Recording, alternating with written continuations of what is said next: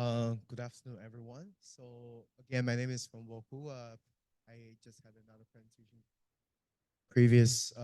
in the previous one, and now I'm gonna present a topic about trends, challenges, and opportunities in assistive and robotic kitchen technologies for aging society, which is a scoping review.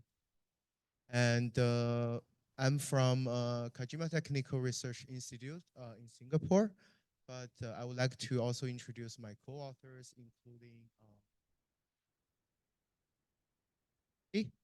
uh, Professor Borja García, NYU Abu Dhabi, and also Professor Thomas Bock from TU Munich. And as you know, as of 2023, there are more than 8 billion individuals living on this planet, of which 9.6 are basically over 65 years old, which is a staggering number. And also, this is the fastest growing age group among all those age groups. And kitchen are actually one of the places where humans spend the most of the time while awake. Statistics show that the average American spend more than 400 hours a year in the kitchen. And also other studies suggested that the frequent cooking can improve survival rate for aging population. And however, normal kitchens are not designed to be inclusive and adaptive, especially for the characteristics and the needs of aging population. Therefore, the investigation of assistive and robotic kitchen technologies become a imminent topic. And systematics reviews previously focusing on assistive kitchen technology for vulnerable groups are basically non-existent. Therefore, a scoping review of this trend and the challenges and opportunities in assistive robotic kitchen technologies are very necessary. So here are the research questions of this scoping review.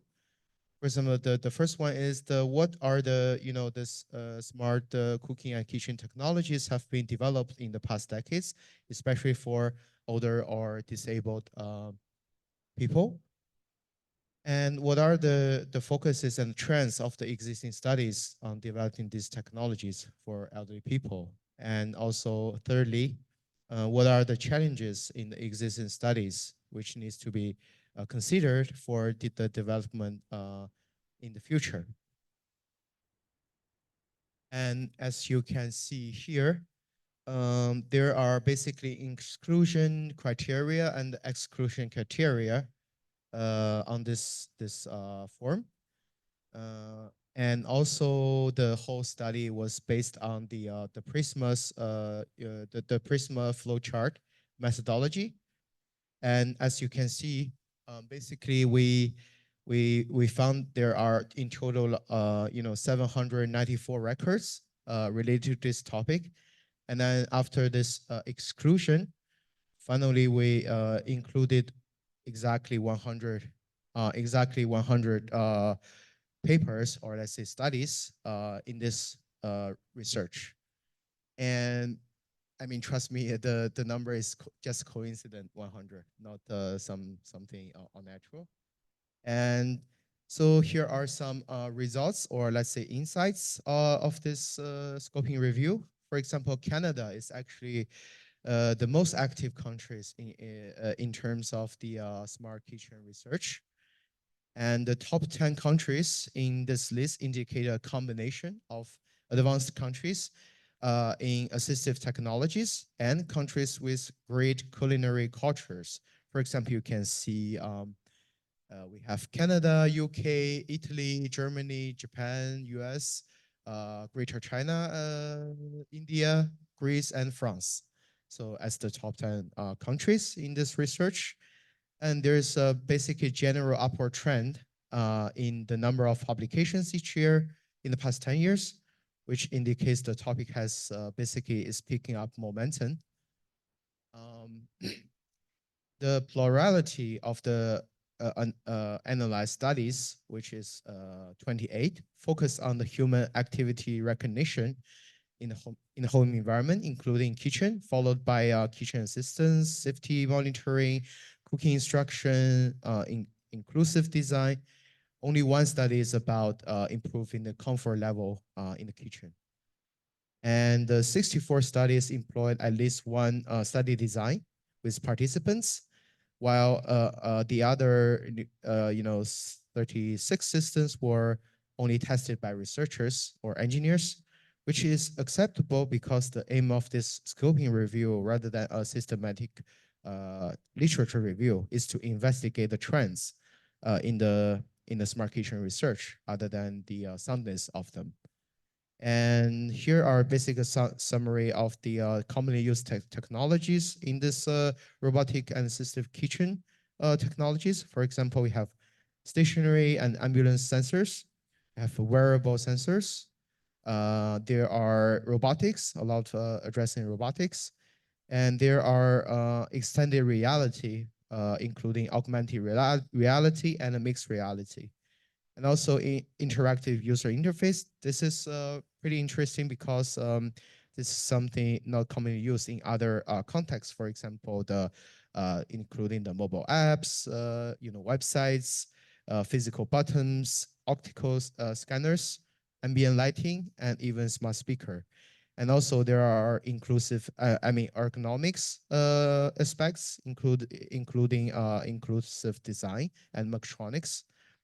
And last but not least, most, if not all, studies employ the AI solutions, such as machine learning or neural networks and so on. And here I want to talk about some of the trends. So kitchen are actually the ideal environments to create data sets for human activity recognition due to the complexity and uniqueness, which may not directly affect this helping them to cook, other people to cook, but rather help us to understand their behavior patterns and develop the system technology in the future. And most studies they are basically focused on applying external add-on or plug-in technologies to enhance the existing kitchen, rather than redesigning for these vulnerable groups. And robotics is another important technology which have many advantages, such as good flexibility, high efficiency, high mobility, but also has very high complex and costly, which leads to a low level of adoption among older adults. And extended reality is a promising technology, but only augmented reality AR and mixed reality MR are used in this context, because I think in kitchen the VR, which has immersive experience, isolates the user from the reality, so which is not too relevant. And interactive user interface is also very good in this context. And last but not least, the technology proposed, especially in developing countries, remain basically focused on practical solutions with local characteristics. For example, such as there are many developments for smart gas cylinders for India, and also there are smart rice cookers for China, for example, which might not be demanded or needed in other contexts or countries. And there are several challenges. First, the reliability and acceptance. So more than 1/3 of the study did not have a study design.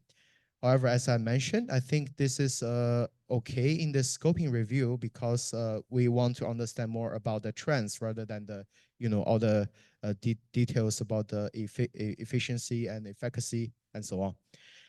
And the accuracy, the accuracy of many the so-called AI-powered monitoring system needs to be improved. For example, some fire detection system in kitchen can falsely identify sunsets, sunshine, or electric lamps as fires.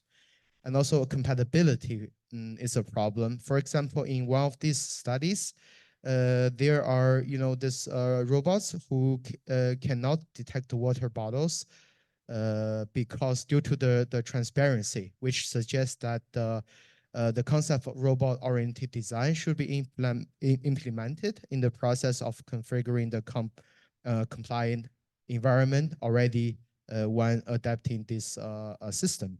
Also, usability. In many studies, older adults complain about this technology is very difficult to use, and the simpler, basically, the better. Affordability, and yeah, that's another very good topic, very important topic, not only for emerging economies, but also for developed countries. Therefore, improving affordability is very important to enhance the acceptance. Lastly, I want to have some conclusions. So basically, based on the scoping review, one important finding is that the ergonomics of the assistive kitchen optimized for physical characteristics of different older adults or disabled people are seldomly considered. Therefore, we proposed a modular adaptable smart kitchen featuring functions such as modular lifting cupboards, interactive media center, motion capturing sensor, barrier-free lifting plan for cooking, are proposed. And as you can see here, this is basically the design scheme of this proposal. And currently, a low fidelity prototype was built in a lab in Keio University. And we actually recruited 11 young, healthy volunteers from Keio University to be recruited to carry out this test as a proof of concept, as you can see here. And the test, generally speaking, received the overall positive feedback, but due to the limitation of this paper, the page limitation, so I cannot elaborate on that, but the result will be reviewed in upcoming publications journal papers. And yeah, so this is just a visualization of this the so-called kitchen we proposed. And yeah, you feel free to contact me if you have any questions. And last, I want to just share this picture where I think this is very relevant because I found this picture from actually the Microsoft stock images, but which is very relevant because I think in the future, kitchens should have, relevancy for people like her who are not only elderly, but also disabled. Yeah, thank you very much.